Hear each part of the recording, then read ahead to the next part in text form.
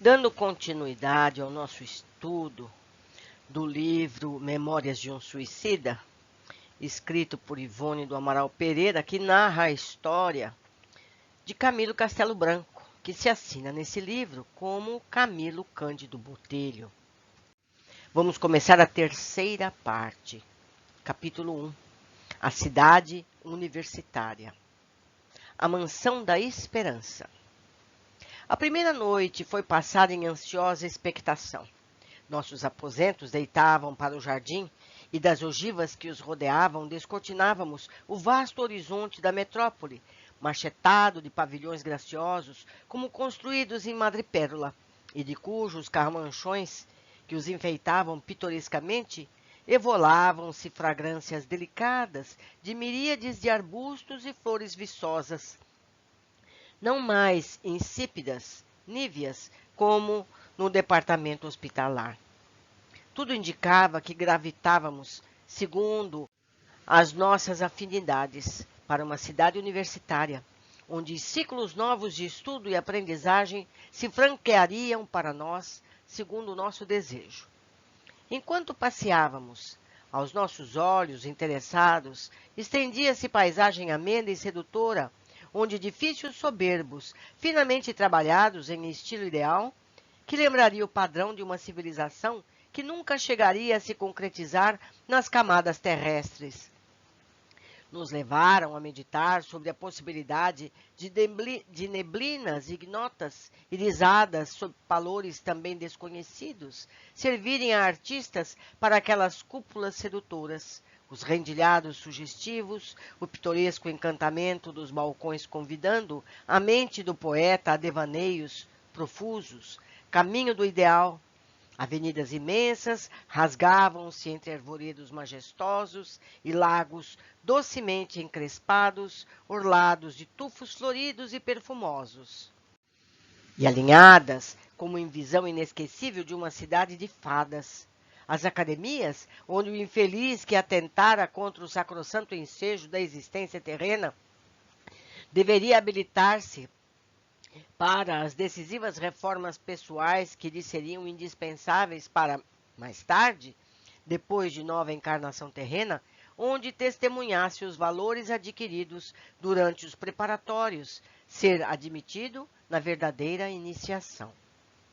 Não me permitirei a tentativa de descrever o encanto que se irradiava desse bairro, onde as cúpulas e torres dos edifícios dir-se-iam filigranas lucilando discretamente como que orvalhadas, e sobre as quais os raios do astro-rei, projetados em conjunto com evaporações de gases sublimados, emprestavam tonalidades de efeitos cuja beleza nada ceia que possa comparar. Em tudo, porém, desenhava-se augusta superioridade, desprendendo sugestões grandiosas, inconcebíveis ao homem encarnado. E, no entanto, não era residência privilegiada, apenas um grau a mais acima do triste asilo hospitalar. Emocionados, detivemo-nos diante das escolas que deveríamos cursar. Lá estavam, entestando-as, os letreiros descritivos dos ensinamentos que receberíamos: moral, filosofia, ciência, psicologia, pedagogia, cosmogonia e até um idioma novo, que não seria apenas uma língua a mais a ser usada na terra como atavio de abastados, ornamento frívolo de quem tivesse recursos monetários suficientes para comprar o privilégio de aprendê-la. Não. O idioma cuja indicação ali nos surpreendia seria o idioma definitivo que havia de futuramente espreitar as relações entre os homens e os espíritos, por lhes facilitar o entendimento, removendo igualmente as barreiras da incompreensão entre os humanos e contribuindo para a confraternização ideada por Jesus de Nazaré. Uma só pátria, uma só bandeira, um só pastor. Este idioma, cuja ausência entre médiuns brasileiros me havia impossibilitado ditar obras como as desejara, contribuindo para que fosse mais penoso o trabalho de minha reabilitação, possuíam um nome que se alinhava ao doce refrigério que aclarava nossas mentes. Chamava-se, tal como o nosso burgo, Esperança. E lá se encontrava, junto aos demais, um majestoso edifício onde era ministrado, acompanhando-se das recomendações fraternais para que foi ideado. Converia assim que o aprendêssemos para que, ao reencarnarmos, levando-o impresso nos resfolhos do espírito, não nos descurássemos de exercitá-lo sobre a terra. Aqui faço um parênteses. A partir por volta da década de 50, começou a circular o Esperanto, que deve ser esse idioma, e meu pai chegou a estudar. É um idioma que existe, ele está em vários locais, muitas pessoas estudam, mas devido à acentuação diferente, a partir do momento que entrou o computador, esse idioma eu percebi que houve um retraimento, mas provavelmente ele vai voltar. Então todos nós teríamos o nosso idioma natal e mais um, e esse um seria suficiente para falar com o mundo inteiro. Tomara que isso volte a ser divulgado por toda parte. Seguindo, o benfazejo frescor matinal trazia-nos ao olfato perfume dulcíssimo, que afirmaríamos ser dos craveiros sanguíneos que as damas portuguesas tanto gostam de cultivar em seus canteiros, das glicínias mimosas, excitadas pelo orvalho saudável da alvorada, e pássaros, como se cantassem ao longe, assobiavam ternas melodias, completando a doçura do painel. Havíamos chegado na véspera, quando as estrelas começavam a fulgir, irradiando carícias luminosas. Romeu e Alceste, apresentando-nos a direção do novo burgo, despediram-se em seguida, dando por fim da missão junto de nós. Não foi sem profunda emoção que vimos retirarem-se os jovens boníssimos a quem tanto devíamos, e aos quais abraçamos, comovidos, conquanto que sorrindo observassem. Não estaremos separados, apenas mudastes de recinto, dentro do mesmo lar. Porventura, o próprio universo infinito não é o lar das criaturas de Deus? Irmão Sóstenes era o diretor da Cidade de Esperança. Falou-nos grave, discreto, bondoso, sem que nos animássemos a fitá-lo. Sede bem-vindos, meus caros filhos, que Jesus, o único mestre que, em verdade, aqui encontrareis, vos inspire a conduta a seguir na etapa nova que hoje se delineia para vós. Confiai, aprendei, trabalhai, a fim de que possas vencer. Na mansão, esta mansão vos pertence. Habitais, portanto, um lar que é vosso, e onde encontrareis irmãos como vós, filhos do Eterno. Maria, sob o beneplácito de seu augusto filho, ordenou sua criação para que vos fosse proporcionada ocasião de preparativos honrosos para a reabilitação indispensável. Encontrareis, no seu amor de mãe, sustentáculo sublime para vencerdes o negror dos erros que vos afastaram das pegadas do grande mestre, a quem deveis antes amor e obediência. Cumpre, portanto, apressar a marcha, recuperar o tempo perdido. Espero que sabereis compreender com inteligência as vossas próprias necessidades. Nada respondemos. Lágrimas umedeceram nossas pálpebras. Éramos como os meninos tímidos que se vissem a sós pela primeira vez com o velho e respeitável professor, ainda incompreendido. Foi quando, logo após, nos conduziram ao internato, onde deveríamos residir, onde passáramos a noite e de onde, pela manhã, saíramos a passear. Aqui e ali, pelos parques que bordavam a cidade, deparávamos turmas de alunos ouvindo seus mestres sobre a poesia dulcíssima de arvoredos frondosos, atentos e enebriados, como outrora teriam sido, na terra, os discípulos de Sócrates ou de Platão, sob o farfalhar dos plátanos de Atenas, os iniciados do grande Pitágoras e os desgraçados da Galiléia e da Judéia, os sofredores de Cafarnaum ou Genesaré, embevecidos ante a intraduzível magia da palavra messiânica.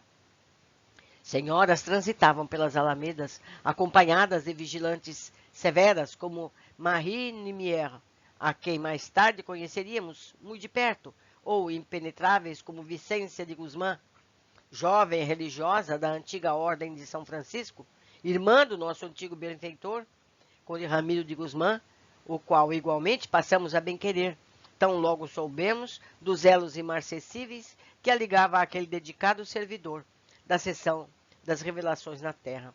Aqui tem uma observação sobre a Vicência. É um personagem de uma narração incluída nos apontamentos concedidos pelo verdadeiro autor destas páginas no decurso de 20 anos de experiências mediúnicas, mas a qual o seu compilador houve por bem omitir do presente volume, reservando-a para novo ensaio literário em moldes espíritas. Então a gente sabe que o Camilo ficou 20 anos psicografando, né, mandando mensagens psicografadas. A gente vai somando os tempos, né, que ele ficou 13 anos no hospital, ficou tantos anos nos vales sombrios. Meus amigos, o tempo corre para todos. Continuando. Absortos, consentíamos que a imaginação se desdobrasse, arrastada pelas sugestões, deixando palpitar em nossa mente múltiplas impressões, quando, de mansinho, alguém tocou em meu ombro, produzindo em minha sensibilidade a suave emoção de uma carícia infantil, que me despertasse de prolongado torpor. Voltei-me, bem assim meus companheiros mais afins, reduzidos agora a João e Belarmino, visto que os demais se haviam internado no recolhimento. Duas damas achavam-se ao nosso lado, convidando-nos para uma reunião de honra para a qual fora convocada a pequena falange chegada no dia anterior. Diziam as damas que então seríamos apresentados aos nossos novos mentores, aqueles que fariam nossa educação definitiva. A eles seríamos entregues como a veros guardiões que por nós zelariam paternalmente até findar o curso de experiências renovadoras que urgia levássemos a efeito em própria encarnação nos planos terrestres. A primeira dessas damas, justamente a que me tocara, era uma menina loira e mimosa que andaria pelas 15 primaveras, portadora de gracilidade irresistível. Trajava-se, porém, curiosamente, não nos furtando nenhum de nós outros a impertinente reparo. Túnica branca, atada à cinta, manto azul, trespassado ao antigo uso grego. A pequena grinalda de rosas minúscula, ornamentando-lhe a fronte urbea. Eu não sei o que significa essa palavra. Fronte ubúrnea. Vamos procurar depois no dicionário. Dir-se-ia um anjo a quem faltasse as asas. No primeiro instante, supumo vítima de novo gênero de alucinação, que passado do vale dos réprobos para a cidade da esperança, teria o condão de criar o oposto do hediondo, isto é, o agradável e o belo. A menina trazia poético e imponente nome de Rita de Cássia de Forjar Frazão, decassílabo que me teria implicado em círculo familiar aristocrata. Na derradeira etapa terrena sofria em terras de Portugal, mas alguns dias passados, não sofreando o desejo de me elucidar acerca dos seus interessantes trajes, via entristecer-se a minha indiscrição, enquanto lhe ouvia a resposta à interrogativa por mim feita. Sepultaram-me assim, ou melhor, assim vestiram o meu fardo carnal, quando o abandonei pela última vez na terra. Tão grata foi ao meu coração a volta ao invisível, não obstante o desastre que ocasionou a um ser muito querido para mim, que retive na mente a recordação da última toilette terrena. A segunda, alta, também loira, deveria ter deixado a vestidura corporal não longe dos 50 anos, conservando ainda as impressões mentais que permitiam tais observações. Simpática e atraente, estendeu-me a destra muito gentilmente, apresentando-se de modo assaz cativante para nós. Tenho certeza que já ouvistes falar de mim. Sou Doris May Steele da Costa, e venho de uma existência terrena em que muito gratamente servi de mãe ao meu pobre Joel, vosso amigo do departamento hospitalar. Confessamo-nos encantados, não dispondo de frases bastante expressivas para traduzir a emoção que nos empolgava. Respeitosamente, osculamos a mão que tão democraticamente nos era estendida, mas sinceramente o fizemos sem a afetação que nos habituáramos desde muito. À hora aprazada, fomos introduzidos na sala de assembleias, situada na sede central do novo departamento, por irmãs vigilantes encarregadas do serviço interno.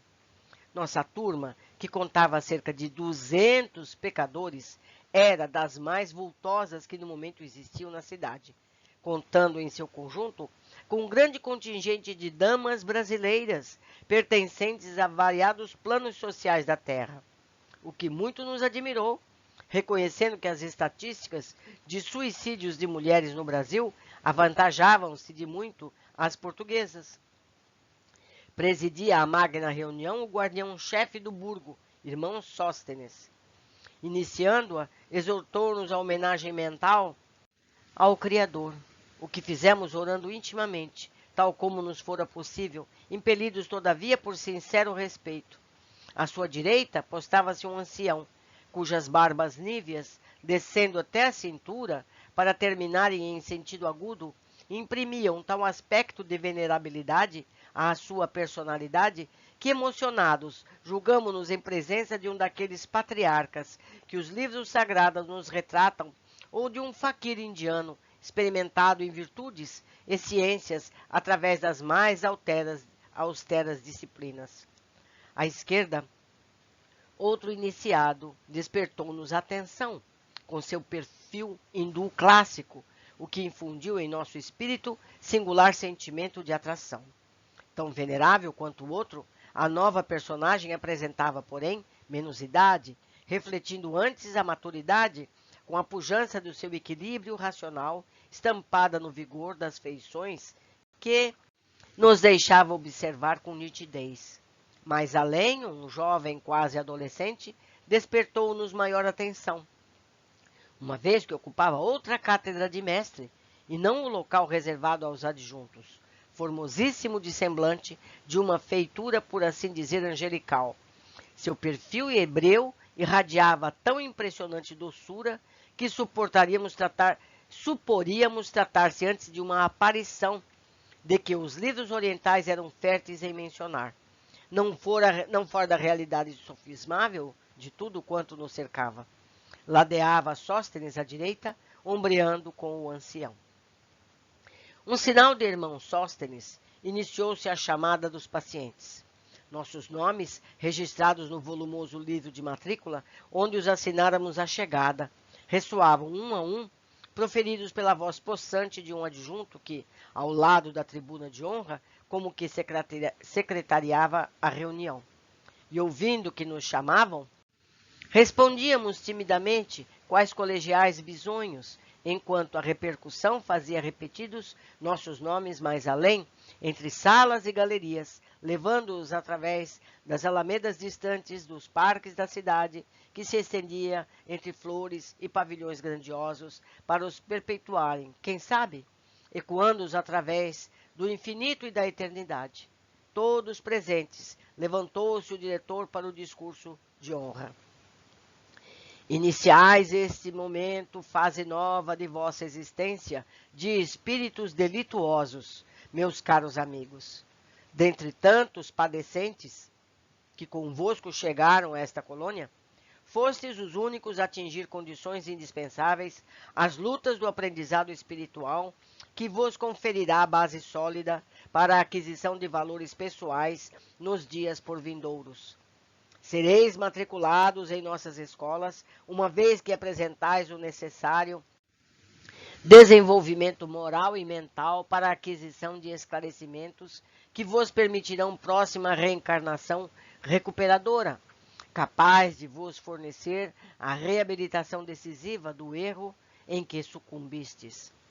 Como de há muito deveis ter percebido, não sois condenados irremissíveis, aos quais a lei universal aplicaria medidas extremas, relegando-vos à eterna inferioridade do presente, ao abandono das angústias inconsoláveis da atualidade, por excluir-vos da harmonia apropriada a toda criatura originada do sempre eterno amor? Ao contrário, estamos a participar-vos que tendes o direito de muito esperar da bondade paternal do onipotente Criador. Portanto, a mesma lei, por ele estabelecida, que infringistes com o ato desrespeitoso da revolta contraproducente a todos vós, facultará a possibilidade de recomeçar a experiência interrompida pelo suicídio, fornecendo-vos honrosamente ensejo de reabilitação certa. Nada conheceis, entretanto, da vida espiritual, e urge que a conheçais. Até agora, vossos estágios na erraticidade vêm se verificando em zonas inferiores do invisível, onde pouco tendes aproveitado moralmente, em vista da couraça de animalidade que envolve vossas vibrações mentais chumbadas, particularmente ao domínio das sensações. Há cerca de um século, porém, chegou a época de se anteporem rigores aos vossos continuados desatinos e despertar-vos do círculo vicioso em que vos deixastes permanecer, encaminhando-vos para a alvorada da redenção com Jesus, que vos conduzirá ao verdadeiro alvo que, como criaturas de Deus, deveis forçosamente atingir. Muitos de vós, doutos que fostes na terra, lúcidas inteligências que se impuseram na conceituação da sociedade terrena, desconheceis todavia, os mais rudimentares princípios de espiritualidade, levando mesmo a displicência ao extremo de negá-los e combatê-los, quando os descobrireis exornando o caráter do próximo. Deveis, por isso mesmo, iniciar conosco um curso de reeducação moral, mental e espiritual, que é o que vos tem faltado, já que as predisposições para tão alto feito acudiram aos apelos desesperados dos sofrimentos por que passais. Não fora o gesto audacioso de precipitação, afrontando leis invariáveis que ainda desconheceis, e hoje estaríeis glorificados por vitória magnífica, laureados pelo cumprimento do dever, preparados para novos círculos de aprendizagem.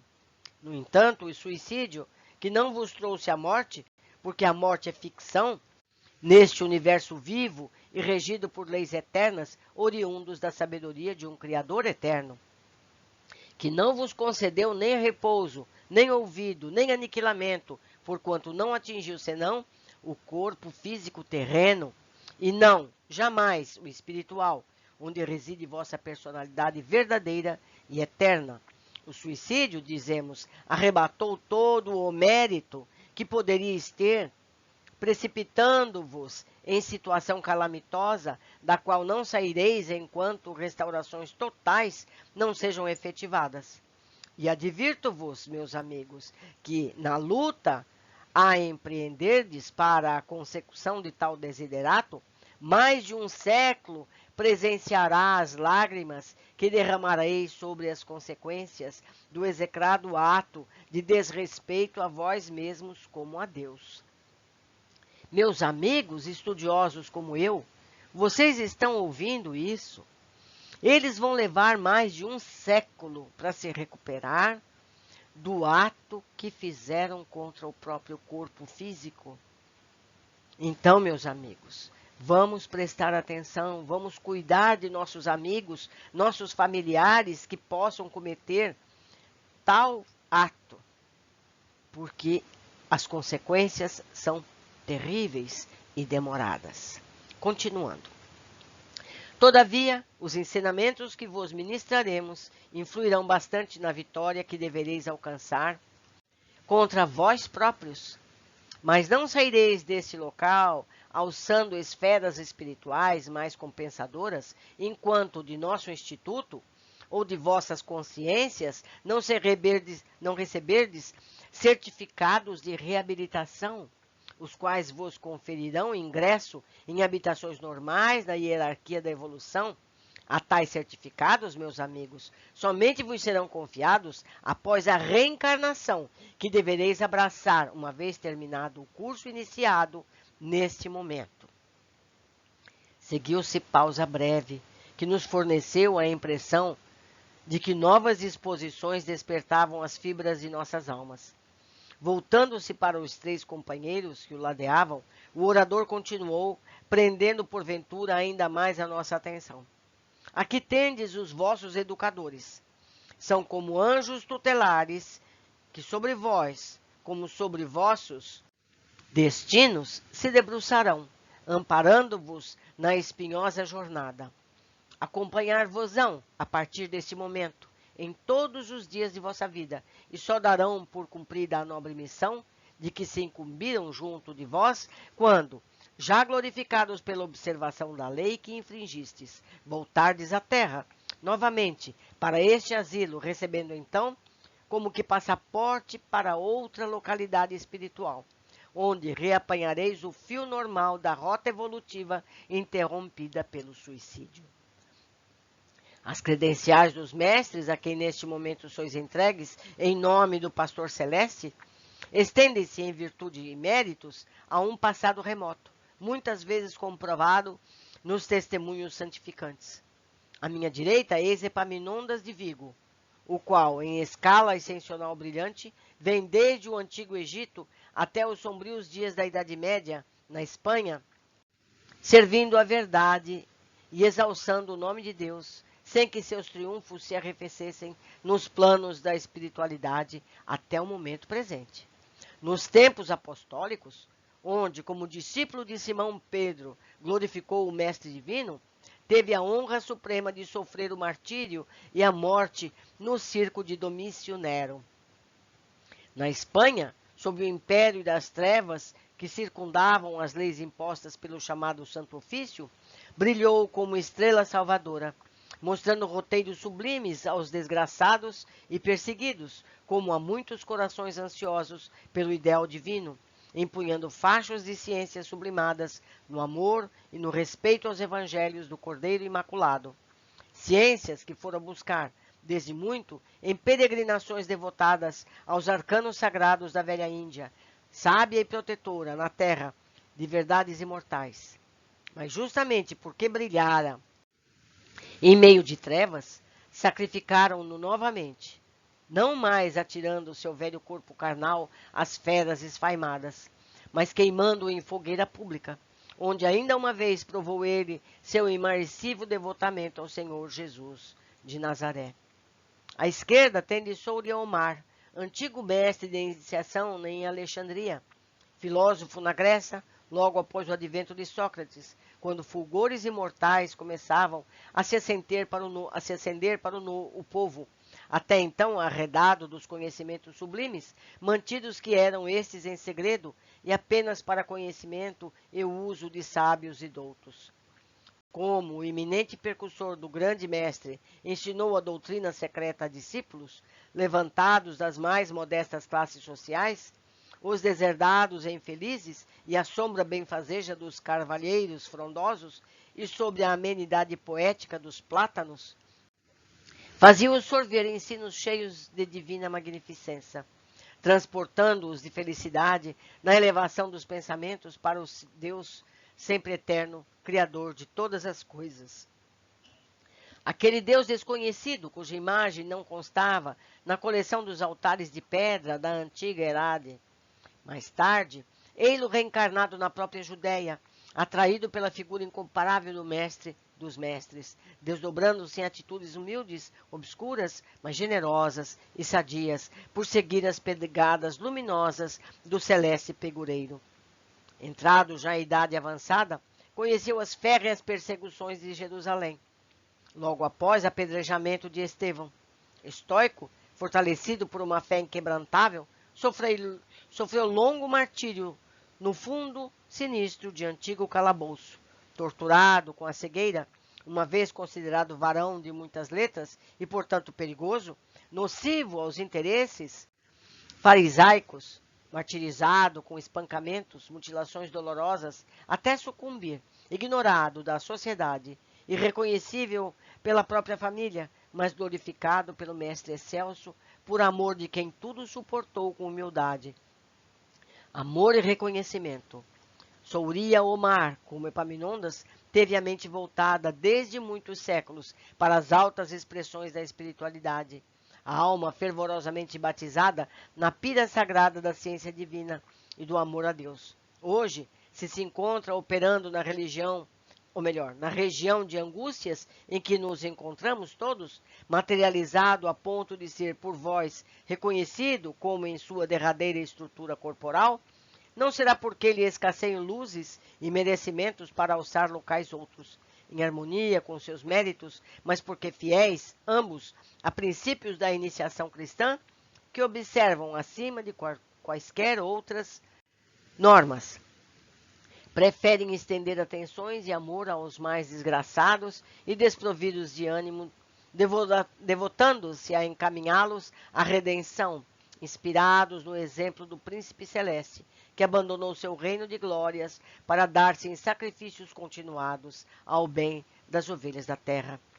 E Aníbal, meus caros amigos, esse jovem, que conheceu pessoalmente a Jesus de Nazaré durante suas pregações inesquecíveis através da sofredora Judéia.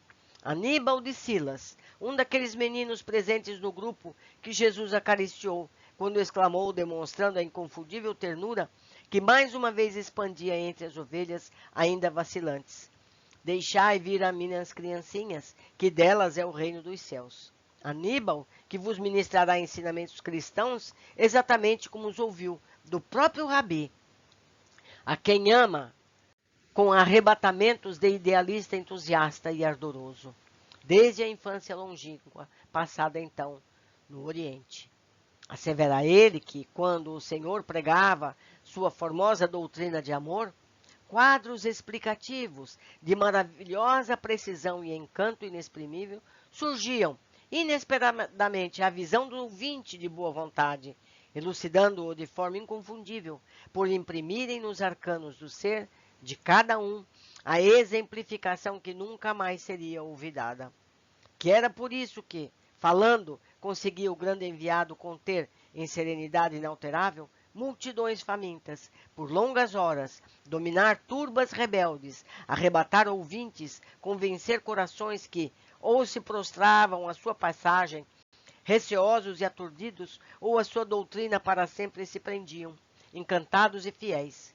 Os ímpios, porém, cujas mentes viciadas permaneciam desafinadas com as vibrações divinas, nada percebiam, ouvindo apenas relatos cuja excelsitude não eram capazes de alcançar, uma vez que traziam as almas impregnadas do vírus letal da má vontade.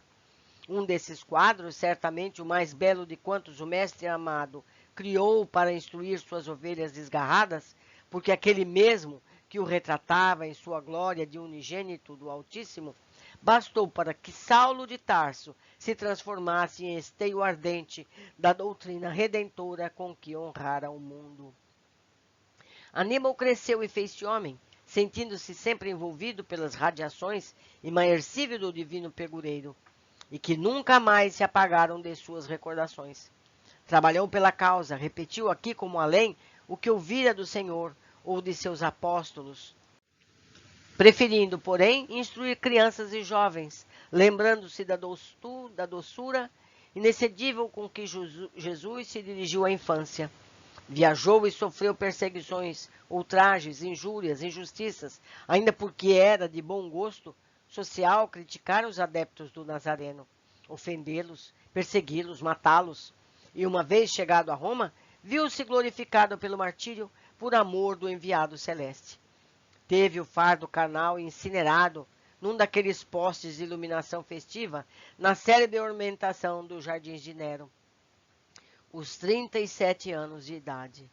Mas entre a tortura do fogo resinoso, porventura ainda mais atroz, o espanto porque de ser colhido nas redes do sublime testemunho, ele, que se considerava humilde e incapaz de merecer tão elevada honra, reviu novamente as margens do Tiberíades, o lago formoso de Genezaré, as aldeias simples e pitorescas da Galileia, e Jesus, pregando docemente a boa nova celestial, com aqueles arrebatadores quadros que na hora suprema se mostravam ainda mais belos e fascinantes a sua alma de adepto humilde e fervoroso, enquanto sua voz, dulçosa, repetia como ósculo da extrema unção, que lhe abençoasse a alma, fadando-a a glória da imortalidade. Vinde a mim, benditos de meu Pai, passai à minha direita. Enamorado sincero da boa nova, do Cordeiro Imaculado, será a boa nova o ensino que vos ministrará, pois para ele sois meninos, que tudo ignorais em torno dela, e o fará como aprendeu do Mestre inesquecível, em quadros demonstrativos que vos apresentem o mais fiel possível o encanto para que sempre o arrebatou e prendeu a Jesus. A fim de se especializar em tão sublime gênero de confabulação mental, hão sido necessárias ao devotado Aníbal vidas sucessivas de renúncias, trabalhos, sacrifícios, experimentações múltiplas e dolorosas no carreiro do progresso, pois somente assim seria possível desenvolver nas faculdades da alma tão precioso dom. Ele o conseguiu, porém, porque jamais em seu coração escasseou a vontade de vencer. Jamais esqueceu os dias gloriosos das pregações messiânicas, o momento sempre eterno em seu espírito em que se sentiu à destra do celeste mensageiro pousando sobre sua frágil cabeça de menino para o convite inesquecível. Deixai vir a mim os pequeninos. É que Aníbal vinha sendo para isso preparado desde eras afastadas. Viveu nos tempos de Elias, respeitando o nome do verdadeiro Deus. Foi mais tarde iniciado nos ministérios augustos das ciências pela antiga escola dos egípcios. O respeito e o devotamento ao Deus verdadeiro e a esperança inquebrantável no advento libertador do Messias divino iluminavam sua mente desde então, por entre fachos de virtudes que não mais se esmaeceriam. Não obstante, após o sacrifício em Roma, trabalhador e infatigável, renasceu ainda sobre a crosta do planeta, seduziu a vontade poderosa e insopitável de seguir as pegadas do Mestre, anuindo aos seus divinos apelos. Sofreu por isso novas perseguições ao templo de Adriano e exultou com a vitória de Constantino. Desde então dedicou-se particularmente ao amparo e à educação da infância e da juventude. Sacerdote católico da Idade Média, por mais uma vez se fez anjo tutelar de pobres crianças abandonadas, esquecidas pela prepotência dos senhores de então, convertendo-se em homens úteis e aproveitáveis para a sociedade, mulheres honestas, voltadas ao culto do dever e da família. E tanto Aníbal se preocupou com a infância e a juventude, tanto fixou energias mentais naqueles rostinhos formosos e meigos, que sua mente imprimiu em si próprio uma eterna feição de adolescente gentil. Pois, como vedes, dir-se-ia ainda ser um menino, acariciado pelo mestre Nazareno, na Judéia, há quase 2000 anos. Até que um dia, glorioso para seu espírito de servo fiel e amoroso, ordem direta desceu das altas esferas de luz, como graça concedida por tantos séculos de abnegação e amor. Vai, Aníbal, e dá aos teus labores a legião de minha mãe.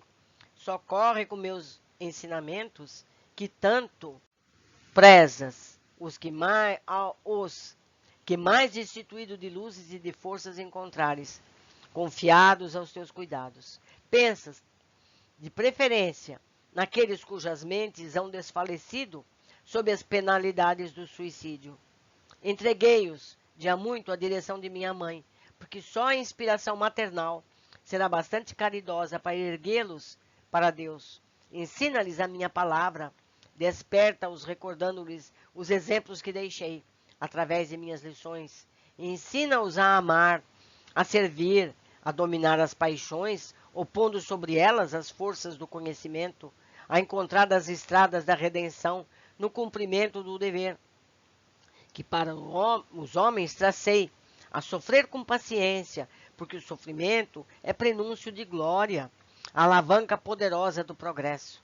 Abre-lhes o livro das tuas recordações. Lembra-te de quanto me ouvias na Judéia. Ilumina-os com as claridades do meu evangelho, pois é só isso que lhes falta. E aqui o tendes, meus caros filhos, modesto pequenino, como um adolescente, mas tocado pela flama imortal da inspiração com que o prende a bondade imarcível do Mestre Excelso. A ele eu vos confio. Imensa comoção atingia nossas almas, extraindo do íntimo do nosso ser reais sentimentos de admiração pelos três vultos que nos eram apresentados e que tão estreitamente se ligariam ao nosso destino por um tempo que não poderíamos absolutamente prever. Também a inconfundível figura do Nazareno nos fora singularmente apresentada. A verdade era que, até então, ele nos aparecia às cogitações mais como sublimidade ideal, incompreensivelmente humana, do que personalidade real, capaz de se tornar compreendida e imitada pelas demais criaturas. Nossos três mestres, porém, haviam sido contemporâneos dele, conheceram-no, ouviram-no falar. Falaram mesmo com ele, porquanto era de notar que esse divino mestre jamais negou falar a quem o procurasse. Um daqueles mesmos mestres sentira a branda carícia de sua mão afagar-lhe a cabeça. Jesus Cristo, assim conhecido, assim visto, assim amado, atraía nossas atenções. Muitos internos presentes haviam baixado a fronte. Outros se abandonavam às lágrimas silenciosas, discretas, que desciam como orvalhando suas almas. Um grato e fervoroso batismo. O silêncio continuou por alguns instantes, após o que Sóstenes continuou, orientador e zeloso. Como jamais será aconselhável a perda de tempo, porquanto alguns minutos desperdiçados no labor abençoado do progresso poderão carrear para o futuro desabores dificultosamente reparáveis. Iniciaremos hoje mesmo medidas favoráveis a vós outros. Sereis novamente divididos em agrupamentos homogêneos de 10 individualidades, continuando separadas, como no hospital, as damas dos cavalheiros. Somente no decorrer das aulas ou em dias fixados para reuniões recreativas, poderei avistar-vos e trocar ideias. Isso acontecerá porque trazeis ainda arrastamentos penosos da matéria, inquietações mentais perturbadoras que convém educar. Vossos pensamentos deverão habituar-se à disciplina higiênica, encaminhando-se o mais rapidamente possível para as boas expressões do espírito, para cogitações cujo alvo estará na ideia de Deus. Fareis conosco o exercício mental de elevação do ser para o infinito. Mas, para tanto, conseguir-ne será indispensável que vos desobrigueis de preocupações subalternas. A ideia de sexo é um dos mais incomodativos entraves às conquistas mentais.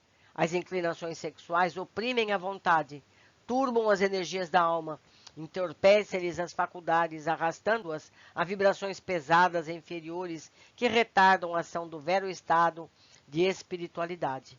Por isso, será prudente, enquanto não progredis bastante, o isolamento, bom conselheiro que vos levará ao esquecimento do que fostes homens e mulheres ainda ontem, lembrando-vos em seguida de que agora vós vos deveis buscar de preferência com o amor espiritual, com o sentimento fraterno, imercível, inclinação divina, apropriada para os arrebatamentos do espírito. Não obstante, entidades já educadas nas reais afinidades da alma e que animaram na terra corpos femininos, são indicadas para acompanhar-vos em missão educativa, como familiar.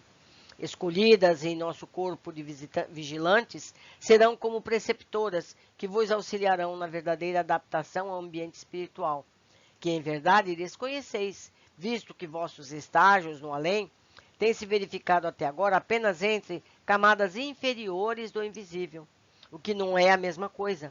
Ouvirão elas vossas confidências, consolar-vos-ão com seus conselhos e experiências, quando as fadigas ou as possíveis saudades vos ameaçarem o ânimo.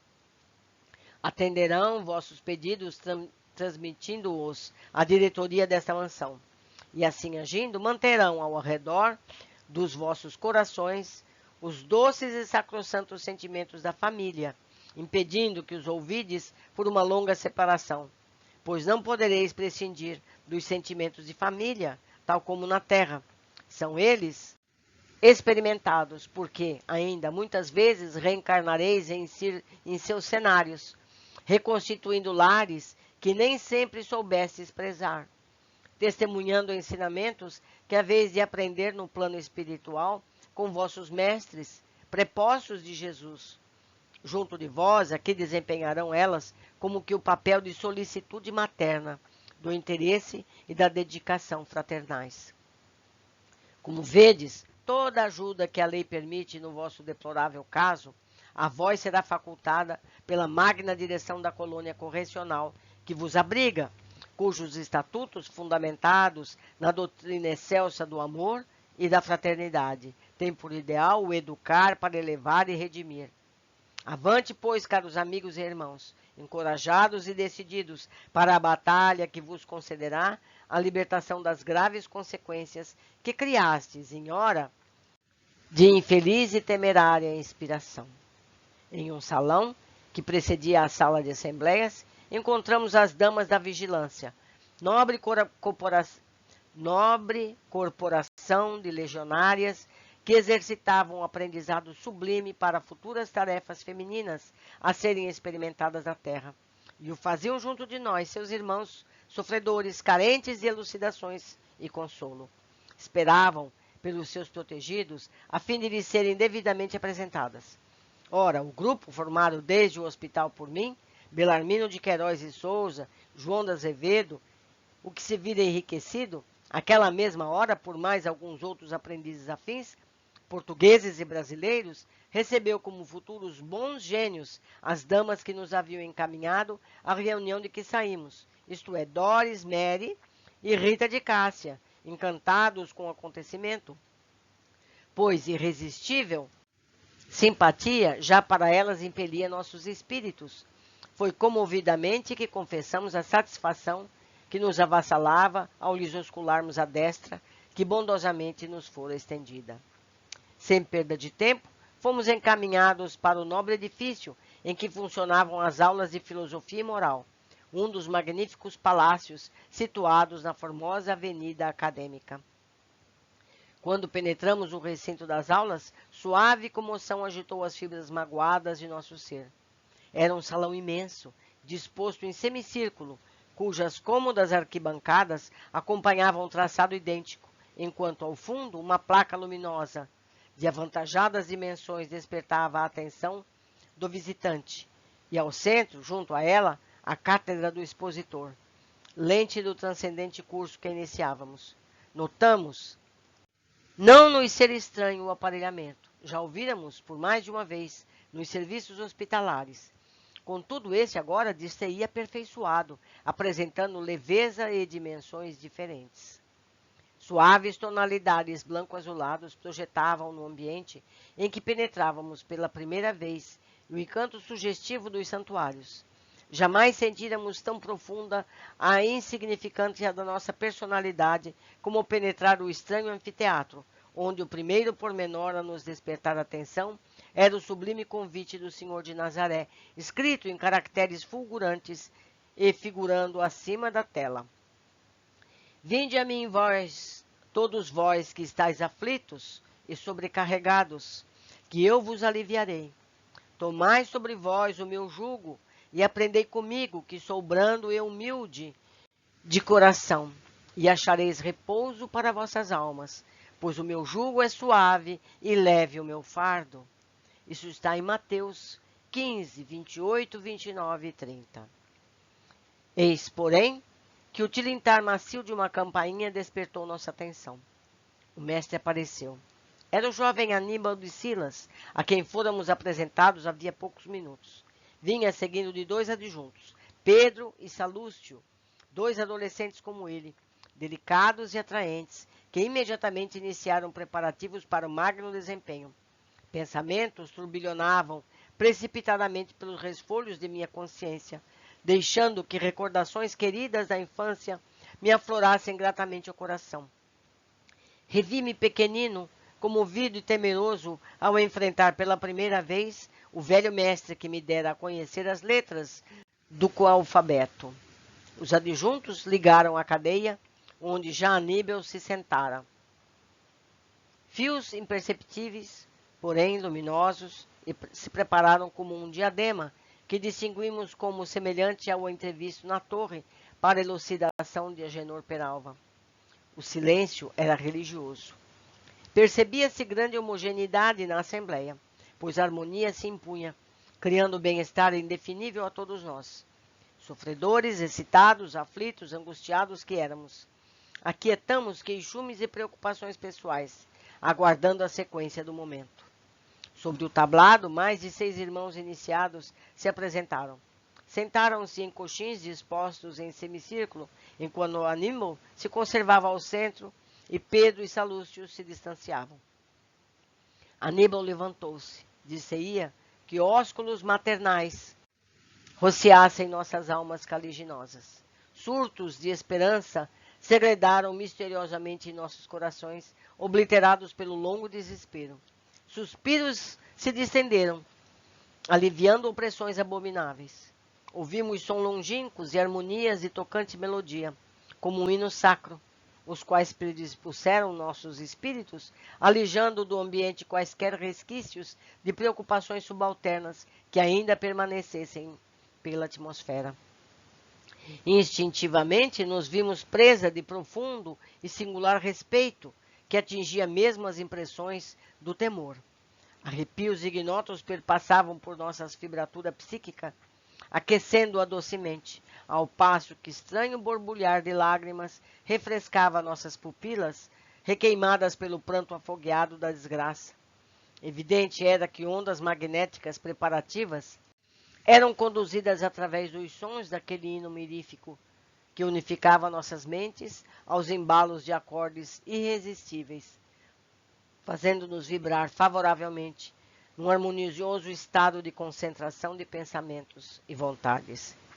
Em meio de silêncio tumular, em que não nos distraímos sequer com os incômodos provindos dos males que nos afetavam, a voz de Aníbal, grave e carinhosa a um só tempo, espalhou pela sala o convite enternecedor.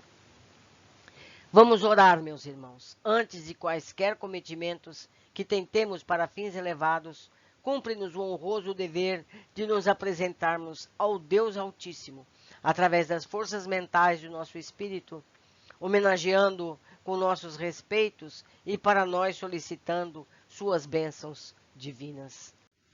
As pupilas acesas no fulgor da inteligência penetravam no íntimo dos nossos corações. Tal se levantassem das sombras interiores do nosso ser, o acervo dos pensamentos no intuito de iluminá-los. Tivemos a impressão perfeita de que aquele olhar faiscante eram tochas vivas que iluminavam nossas almas temerosas e combalidas, uma a uma, e baixamos as míseras frontes, amedrontados em presença da superior força psíquica que nos visitava os refolhos da alma. Bondoso, prosseguiu como um prelúdio harmonioso. A prece, meus caros irmãos, será o vigoroso baluarte capaz de manter serenos os vossos pensamentos à frente das tormentas oriundas das experiências e renovações indispensáveis ao progresso que fareis. Pretendo alcançar a mente ao infinito das suaves e singelas expressões de uma oração sincera e inteligente. Estareis de posse da chave áurea que vos levantará o segredo da boa inspiração. Orando, apresentando-vos confiantes e respeitosos ao Pai Supremo, como é dever de cada um de nós. Dele recebereis o influxo bendito de forças ignotas que vos habilitarão para o heroísmo necessário às lutas das realizações cotidianas, próprias daqueles que desejam avançar pelo caminho do progresso e da luz.